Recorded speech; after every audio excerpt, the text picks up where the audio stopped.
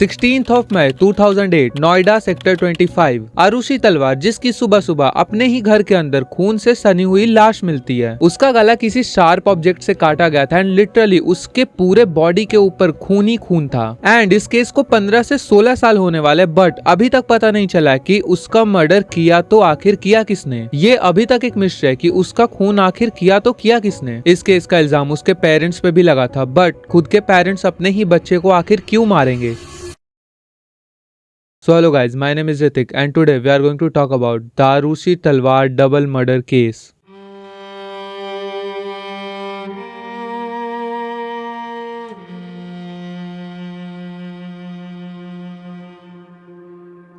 Video को start करने से पहले मैं तुम्हें इस केस के सारे कैरेक्टर्स से इंट्रोड्यूस कर देता हूँ। राजेश और नुपुर तलवार, ये दोनों आरुषि तलवार के पेरेंट्स हैं और पेशे से ये दोनों डेंटिस्ट हैं। आरुषि तलवार जो कि राजेश और नुपुर तलवार की एक लौती बेटी थी, और एट लास्ट हेमराज बंजाड़े, ये उन्हीं के घर का नौकर था जो कि इन्हीं के घर में इन्हीं के साथ रहा करता था। आरुषि तलवार एक 13 साल की बच्ची जो कि अपने माता पिता राजेश और नुपुर तलवार के साथ नोएडा सेक्टर 25 में रहा करती थी। 15 मई 2008 उस दिन आरुषि तलवार बहुत ज्यादा खुश थी क्योंकि नेक्स्ट डे से उसके समर वेकेशन स्टार्ट होने वाले थे। एंड वैसे तो आरुषि का बर्थडे 24 मई को आता था, बट क्योंकि अगले दिन से समर वेकेशन स्टार्ट होने वाले थे, इसलिए वो लोग अगले ही दिन आरुषि का बर्थडे सेलिब्रेट करने वाले थे। 15 मई को आरुषि अपने स्कूल से वापस आती है एंड स्कूल से वापस आते ही वो अपने अगले दिन के बर्थडे पार्टी के प्लानिंग में लग जाती है। उस दिन आरुषि के फादर राजेश तलवार आरुषि के लिए एक बर्थडे गिफ्ट लेके आते हैं जो कि एक सोनी का कैमरा होता है। उस कैमरे का model number Soni DSC W130 होता है। जिसके बाद राजेश तलवार आरुषि के रूम में जाते हैं जहाँ पे उसकी मॉम पहले से ही मौजूद थी। वहाँ पे जाने के बाद वो आरुषि को वो camera as a birthday gift देते हैं, जिसको कि देख के आरुषि काफी ज्यादा खुश होती है। जिसके बाद आरुषि ने अपने पेरेंट्स के साथ उस दिन कई पिक्चर्स भी ली थी। जिसके बाद काफी रात हो जाती है एंड दोनों हस्बैंड वाइफ अपने अपने रूम में सोने चले जाते हैं। एंड अब अगर तुम्हें आगे की स्टोरी समझनी है तो तुम्हें सबसे पहले उस घर का स्ट्रक्चर समझना होगा। सो बेसिकली ये है तलवार्स का घर एंड ये उस घर का सबसे पहला गेट एंड ये है उस घर का मेन डोर जो कि फुल्ली मेटल का बना हुआ है। एंड इसके बाद एक और डोर है जो कि फुल्ली वुड का बना हुआ है। एंड ये रूम जो कि पहले ही गेट से कनेक्टेड है वो है उनके घर के नौकर हेमराज का कमरा। एंड इस रूम में 2 डोर्स है। पहला डोर सबसे मेन गेट तक जाने का रास्ता है एंड दूसरे गेट से घर के अंदर एंटर कर सकते हैं। एंड ये है आरुषि का रूम एंड ये है नुपुर और राजेश का कमरा। तो चलो अब हम स्टोरी पे फोकस करते हैं।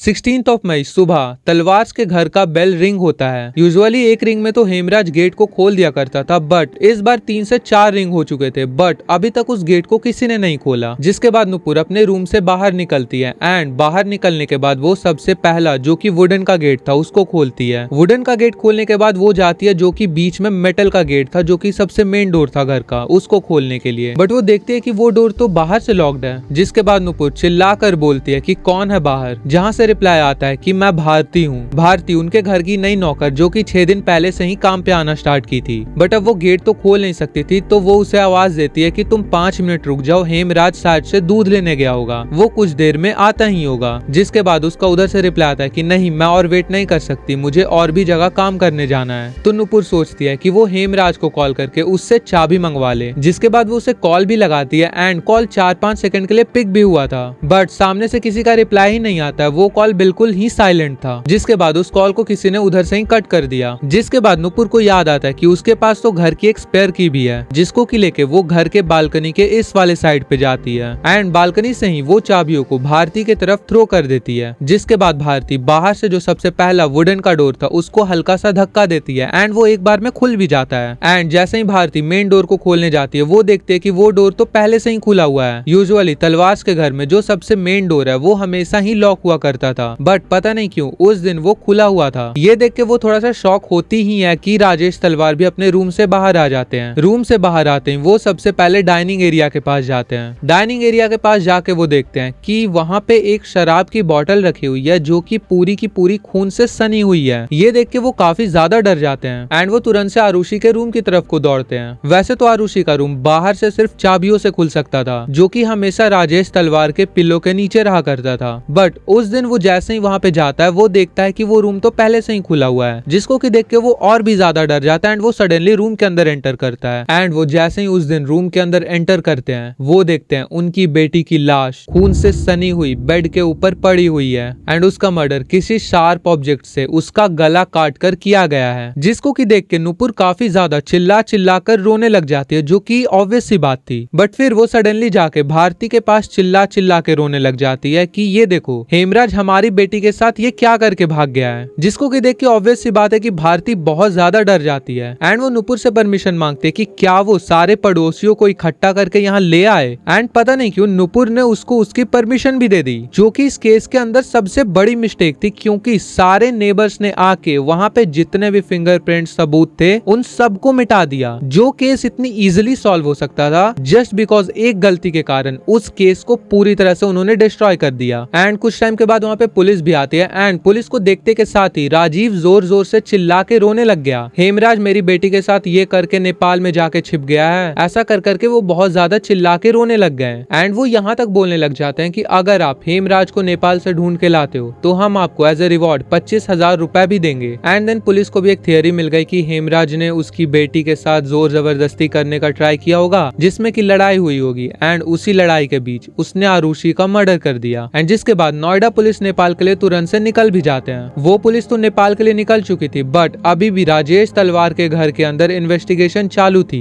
एंड पुलिस को इन्वेस्टिगेशन करते करते राजेश के घर की सीढ़ियों के ऊपर कुछ खून के धब्बे दिखते हैं, जिसको कि फॉलो करते करते वो पुलिस वाला छत के ऊपर जाता है। एंड जैसे वो छत के ऊपर पहुंचता है वो देखता है कि वहाँ पे एक डोर है जिसके ऊपर ताला लगा हुआ है। जिसके बाद वो पुलिस वाला तुरंत से राजेश के पास जाता है एंड छत की चाबियों को मांगता है। फिर राजेश अपने कमरे में जाता है एंड उन चाबियों को ढूंढने लग जाता है। चाबियां ढूंढते ढूंढते उसने काफी ज्यादा समय लगा दिया था, ऑलमोस्ट 20 से 25 मिनट। जिसके बाद पुलिस उससे जाके पूछती है कि चाबियां मिली या नहीं, बट चाबियां देने के बजाय राजेश उल्टा पुलिस वालों पे चिल्लाने लग गया कि आप मेरी बेटी को ढूंढ नहीं रहे, आप टाइम पास कर रहे हो, आप छत पे क्या कर रहे हो। एंड फिर उसने चाबियां दी भी नहीं। जिसके बाद वो पुलिस वाला वहां से चला जाता है। जिसके बाद जब सीबीआई पूछती है कि तुमने छत को क्यों नहीं चेक किया, तो वो पुलिस वाला उन्हें बोल देता है कि छत के ऊपर बहुत ज्यादा धूप थी, जिसकी वजह से हमने वहां पे चेक नहीं किया। 17 मई 2008 राजेश और नुपुर तलवार आरुषि की अस्थियों को बहाने के लिए हरिद्वार के लिए निकल जाते हैं, बट अभी भी उनके घर पे पुलिस की इन्वेस्टिगेशन चालू थी। एंड तभी सुशील चौधरी के रिक्वेस्ट पे रिटायर ऑफिसर के गौतम वहां पे इन्वेस्टिगेशन के लिए आते हैं। एंड वो भी घर को इन्वेस्टिगेट कर ही रहे होते कि उन्हें भी छत की सीढ़ियों पे दिखता है कि कुछ खून के धब्बे हैं वहां पे, जिसको कि वो भी फॉलो करते करते ऊपर की साइड जाते हैं। एंड जैसे वो ऊपर पहुंचते हैं उन्हें दिखता है कि वो गेट लॉक्ड है। जिसके बाद वो पुलिस से चाबियों को मांगते हैं एंड क्योंकि ऊपर की चाबी किसी के पास नहीं थी तो उन्होंने उस लॉक को तोड़ दिया। एंड गेस व्हाट, जैसे ही वो उस गेट को खोलते हैं वहां पे उन्हें हेमराज की खून से सनी हुई लाश मिलती है, जिसको कि बिल्कुल वैसे ही मारा गया था जैसे आरुषि तलवार को। जिसके बाद तुरंत से राजेश तलवार को हेमराज की बॉडी की पहचान करने के लिए बुलाया जाता है। एंड कुछ टाइम में वो अपने घर पे वापस भी आ जाता है। एंड जब उसे हेमराज की बॉडी दिखाई जाती है तो वो उसे देख के साफ इनकार कर देता है कि ये हेमराज है। वो कहता है कि ये तो कोई और ही है। बट जब आस पास के पड़ोसियों को बुलाया जाता है हेमराज की बॉडी की पहचान करने के लिए, तो ये कंफर्म हो जाता है कि एक्चुअल में हेमराज की ही बॉडी है। एंड अगर ये हेमराज की बॉडी थी तो फिर राजेश झूठ क्यों बोला था कि ये हेमराज की बॉडी नहीं है। बट कुछ टाइम के बाद राजेश भी एग्री कर देता है कि ये हेमराज की ही बॉडी है। एंड उसी छत के ऊपर जहाँ की हेमराज की बॉडी मिली थी वहाँ पे खून का फिंगरप्रिंट भी था, जिसको कि कुछ पुलिस वालों ने नोटिस भी किया था, बट उसको कलेक्ट करना बिल्कुल भी उन्होंने सही नहीं समझा। पता नहीं क्यों, अगर वो लोग उस दिन उस फिंगरप्रिंट को कलेक्ट कर लेते तो वो केस उसी दिन ही सॉल्व हो जाता, उनको इतना कुछ करने की जरूरत ही नहीं थी।